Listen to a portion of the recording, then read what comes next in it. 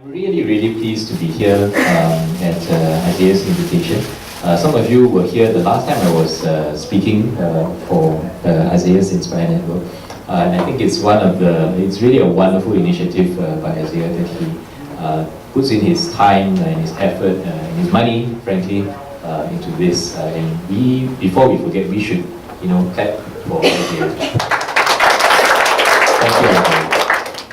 So they say that good judgment comes from experience.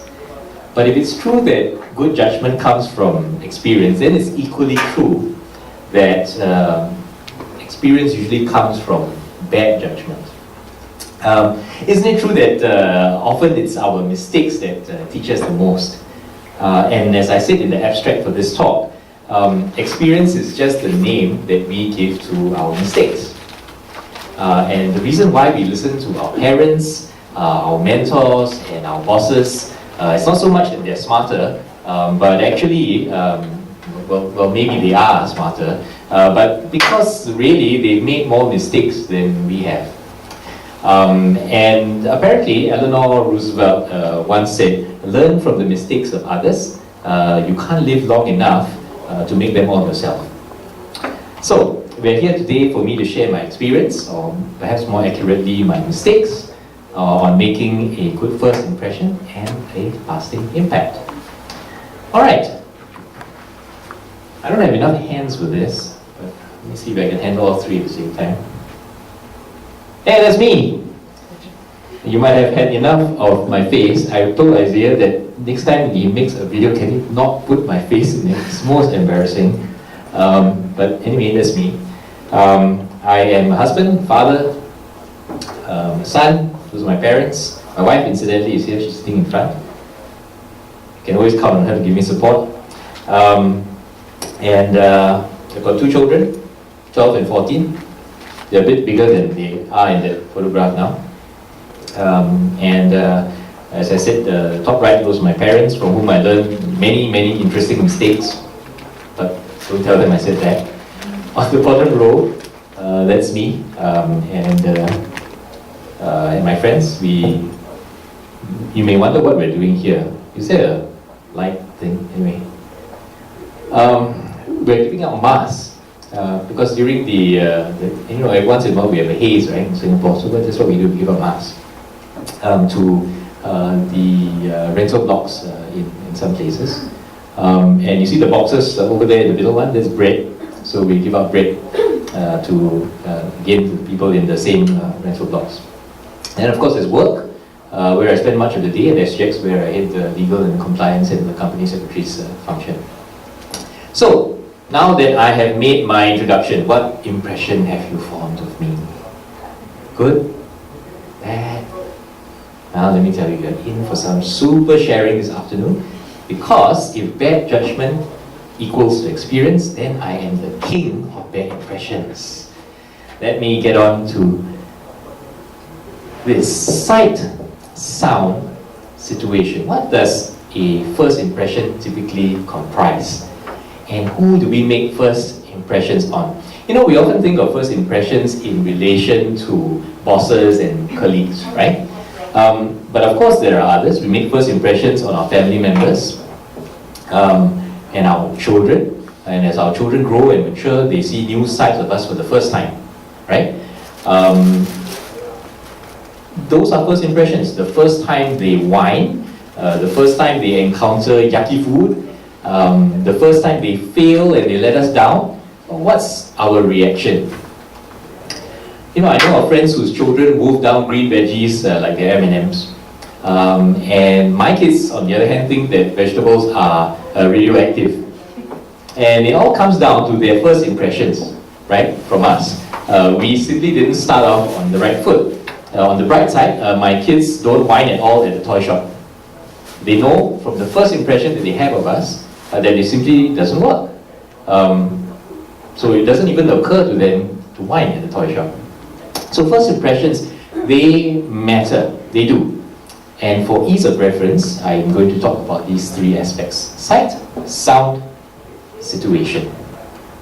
So, let me start with sight. I got a good story.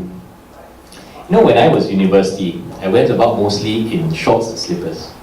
So, the reason why I did so is because I stayed on campus. I stayed in the hall. And I got a friend down there also who came from the same hall. And I'm sure he will agree with me that most of the time he was also in shorts and slippers. And so in my final year, I joined this competition called the Advocacy Cup, which is sort of like a fake trial competition for lawyers, for students. So we go down there and we go in a competition, right? So this Advocacy Cup. So I was forced to buy a shirt. And to my great amazement, I made my way to the final. And in the final, you have it in what they call a moot court, which is sort of like a fake court.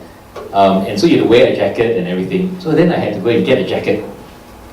And when all was said and done, we finished the competition, witnesses all done, closing arguments made.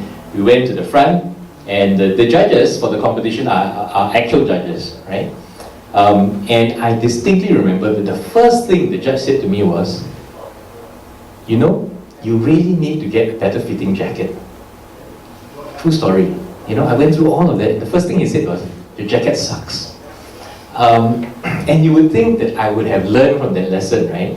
But no, because that same year, I went out to work with that same lousy jacket.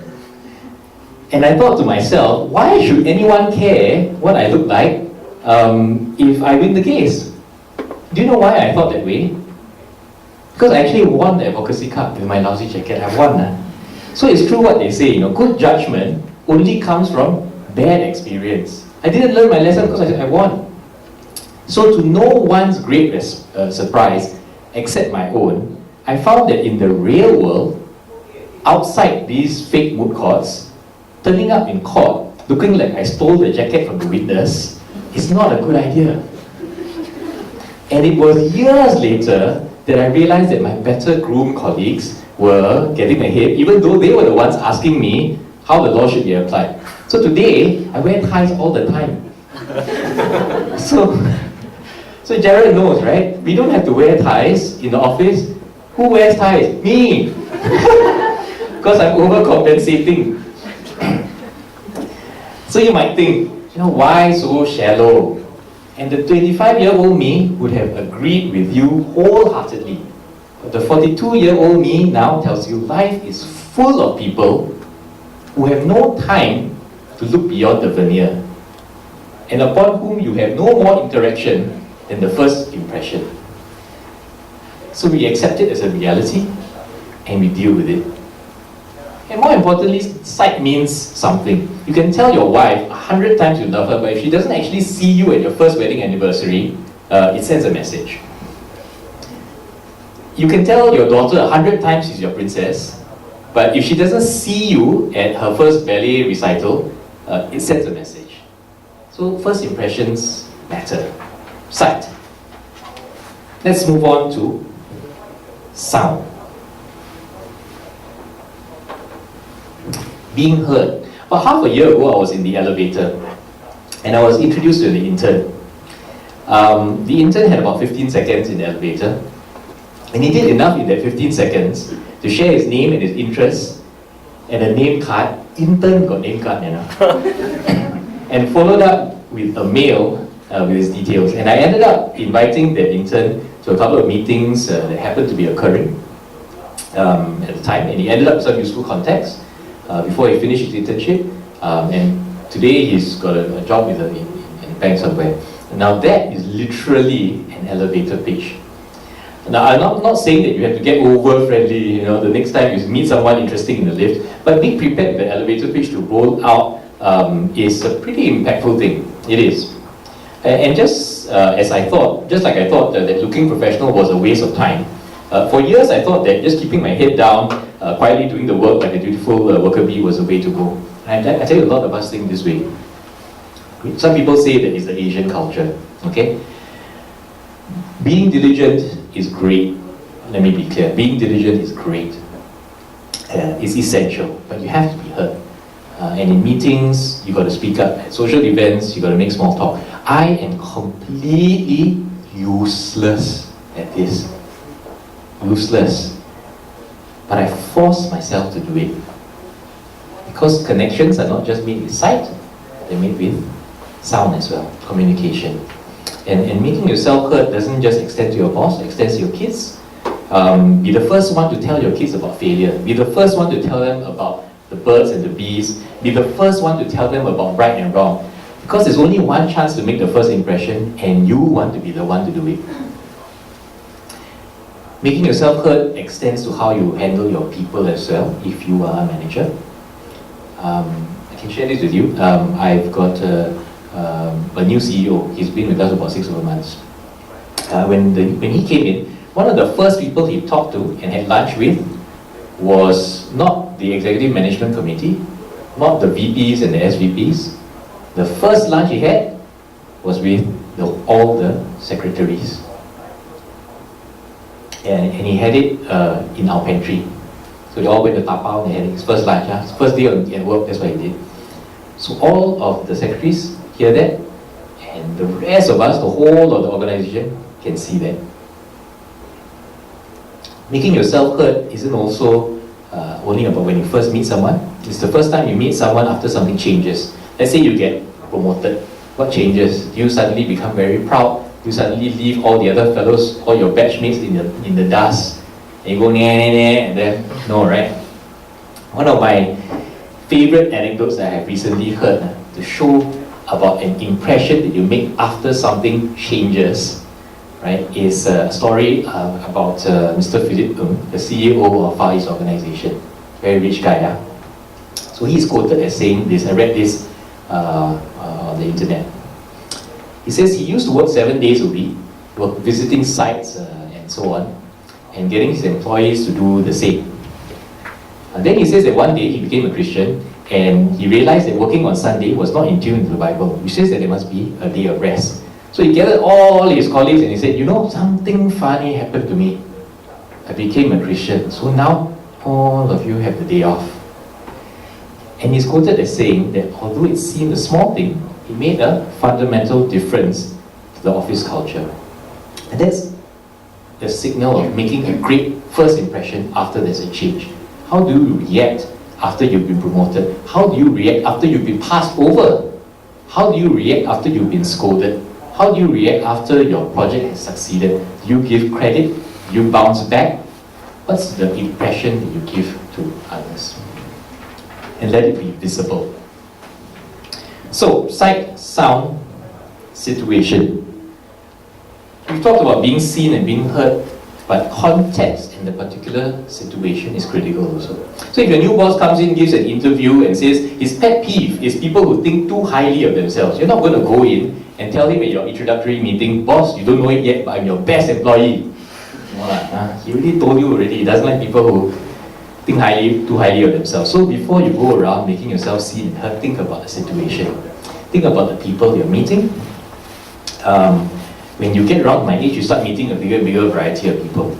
Sometimes young people looking for guidance, other times older people who are going through midlife crisis. And just recently I was introduced to a friend of a friend who was going through some issues.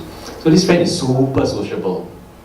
And before I knew it, my friends and I were meeting up with him in a big group at his place and planning activities together, and he very quickly became part of the group. Another fellow I met, also super sociable. Within weeks, meeting in a big group, watched the general election results together, food and drink, everything. Barely knew him, for a few weeks. Incidentally, he's the guy in the elevator. Then, so after you have two of these type of people, right, you think everybody is like that. So the third fellow I met, I tried to do the same thing. Invite him, have a giant party at somebody else's house. And the next thing I know, he's completely cut off contact. I never heard from him ever again. Then later on I found out, because he's a very, very private person, so context matters a lot. Just because it worked once or twice doesn't mean that it worked the third time. So understanding the situation is important. Even as we accept that how we shape our first impression is dependent on the context, we don't have to accept that the context cannot be shaped by you. You can change the context. One of the most important parts of my job is to manage the relationship with government agencies and regulators. For years, the only time we go to the regulator is when things have gone wrong and we need to explain what we're doing to fix it. And this resulted in a situation where the regulator automatically thought of us as the bad news guys.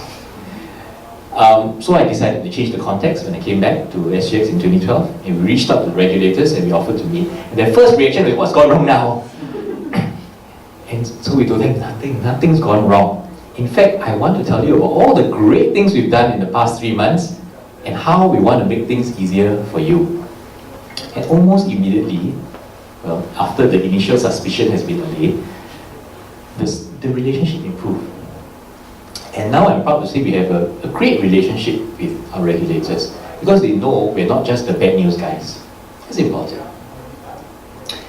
And we did the same thing. I showed you just now about the bread. We did the same thing. Very few people are starving in Singapore, that's the truth. We are very fortunate in that respect. But at the same time, very few people want to open their doors to strangers. But people do have problems. And they have problematic children, problematic spouses, run-ins with the law, and sometimes they desperately need outside help. So how does distributing bread help? We turn up and we say, want some bread? And they say, no need. We say, it's free.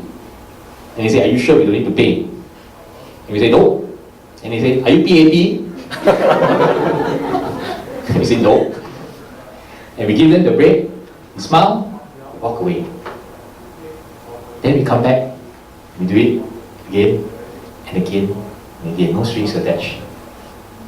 And eventually they realize, no strings attached. Then they trust you to tell us rather, the actual problems. Then we have a chance to help them. So you can shape the context. And the initial context is horrible. Nobody wants to open the door for a guy who just says he's got bread. They don't need the bread, but they need you, but they don't know it yet. Having said all that about making what did I do? Making a strong first impression, I think we can all agree that it's not just about the surface of the veneer. There has to be actual substance under the skin. Many top-tier companies run MA programs, Management Associate programs, of which Isaiah was one, to select the top undergrads, groom them for leadership roles. The interview and the selection process is notoriously challenging. Problem solving, team dynamics, presentation skills. If you go to enough of these selection programs, you realize that employers look for certain traits. It's possible to game the system. It's possible to make a good first impression. But having seen many batches of MAs pass through our doors after selection, it's definitely possible to game the entrance, but you cannot game the exit. As they say, it's possible to fool all of the people some of the time, some of the people all of the time, but you can't fool all of the people all the time.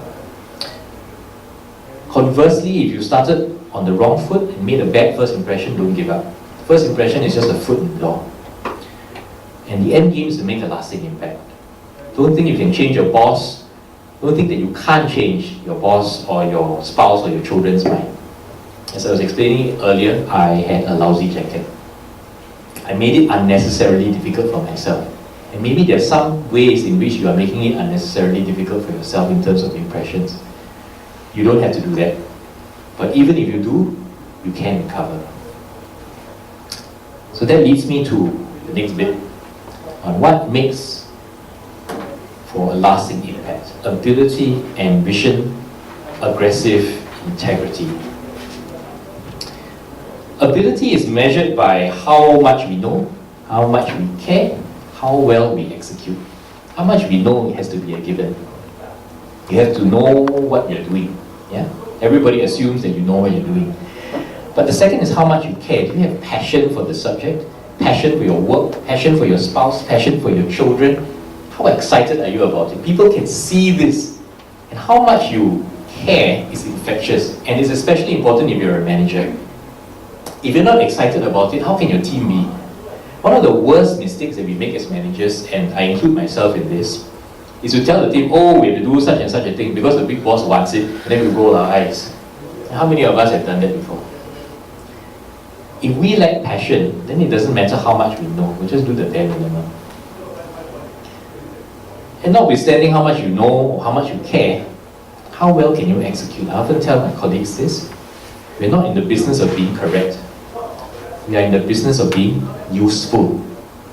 There's no point in having all the facts and figures at your fingertips, you can't translate that into action, into something someone can actually use. Providing, I work with the legal function, and providing legal advice that is correct but unhelpful, it's like telling someone you should have checked your parachute after he's already jumped out of the plane.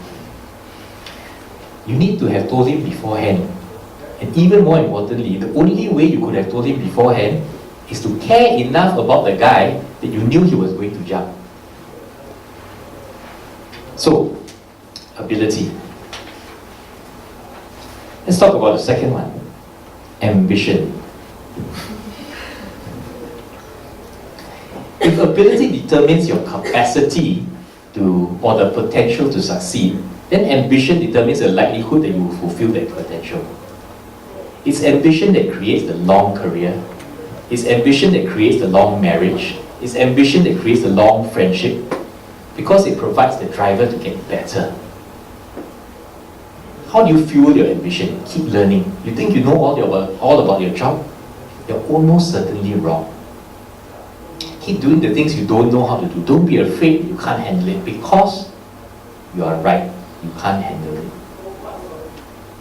But let me tell you a secret, no one else really knows how to do it either. Otherwise, they wouldn't have asked you. Be the person to try.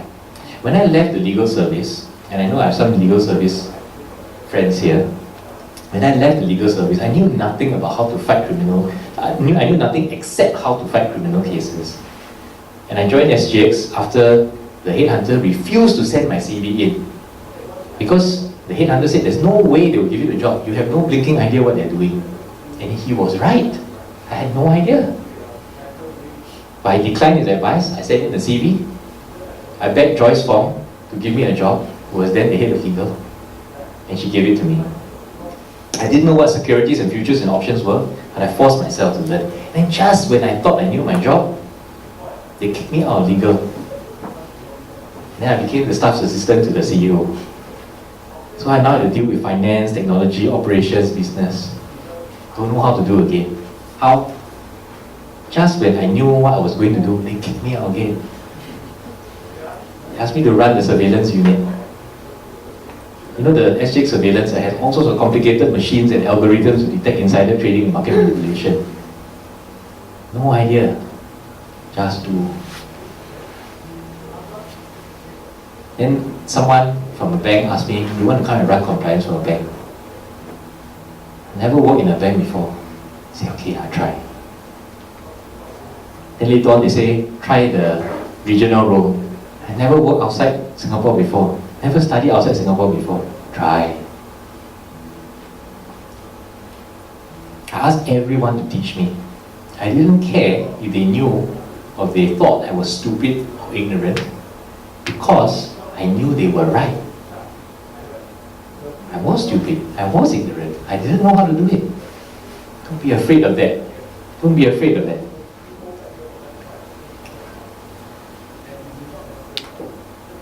Keep doing things you don't know how to do. In the words of Lee Kuan Yew, never fear. If they knew how to do it better, and if they knew someone who knew better, they wouldn't have asked you. So I tell all my colleagues this: aim big, aim high, shoot for the moon. Demand the best of yourself. Be the amazing husband, be the amazing wife, be the cool dad. Fail, try again. Don't settle for less. Fail, fail again, fail again. Thomas Edison said, I haven't failed, I just found 10,000 ways that don't work. No one is stopping you except you.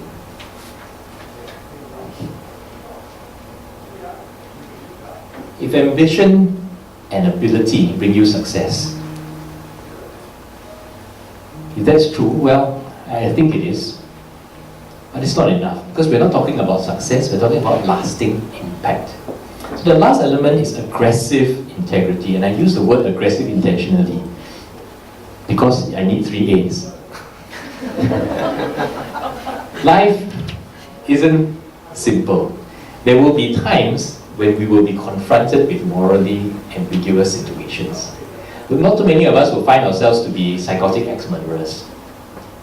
But there will be times when it will be tempting to blame a colleague for something that went wrong, I've been tempted. I don't know about you. Or maybe you make a generous gift to all the gears for a business deal, or you make an excuse for not making it to your son's basketball game, or you tell your wife you got a client meeting when really you're out for a beer and football with your mates, or you cheat on parking coupons. You know, you think about all the great people who have been let down by a failure of integrity. Bernie Madoff, Bill Clinton, Lance Armstrong, Tiger Woods. But look, aggressive integrity is when you have integrity in difficult situations, and in situations where no one's looking. People remember this sort of aggressive integrity. Be honest with your staff and review and rewards time. They deserve your honesty.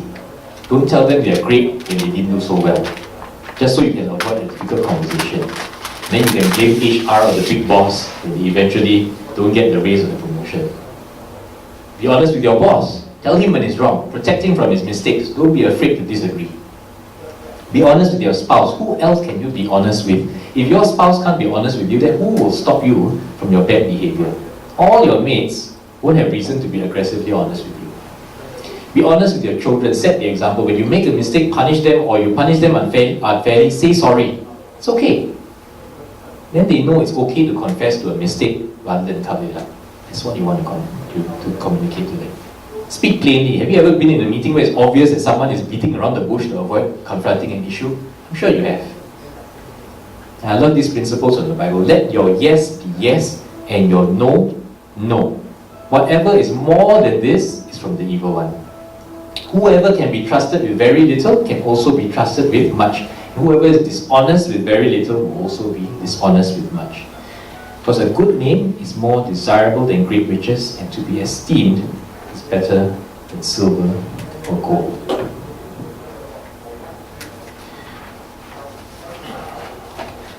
So look, first impressions, lasting impact. We can talk about all this stuff, but in the end we have to understand that it doesn't always work even then. Yeah? Because you will fail. There will be bosses who don't like you through no fault of your own. There will be deals which fall through no fault of yours. There will be times when your spouse is unreasonable. There will be times when your kids let you down.